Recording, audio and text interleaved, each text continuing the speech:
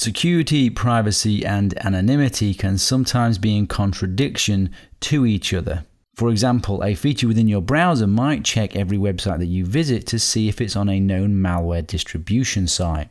This feature helps security because it can stop you going to sites with malware, but can potentially interfere with your privacy and anonymity as the site, the malware distribution site, is maintaining constant contact with your browser and could be constantly updated on what sites that you are visiting and when. And in situations like this, you need to make a decision between security, privacy, and anonymity. People's tolerance for being tracked and the disclosure of their personal information and activities online is different. If you're a political dissident fighting for human rights, you may need total privacy and anonymity online against your government. If you're an average internet user in the West, you might just not want your emails read and your surfing history revealed and find that to be an imposition. There is a spectrum of consequences to disclosure and de-anonymization, from mild privacy invasion to a life depending on it. The amount of privacy and anonymity you require is directly proportional to the amount of security you need. So bear that in mind as we go through the course and you choose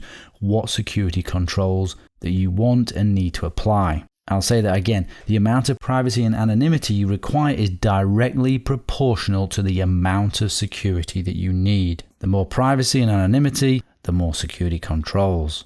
A quote here from Bruce Schneier. Privacy isn't about hiding something, it's about being able to control how we present ourselves to the world. It's about maintaining a public face while at the same time being permitted private thoughts and actions.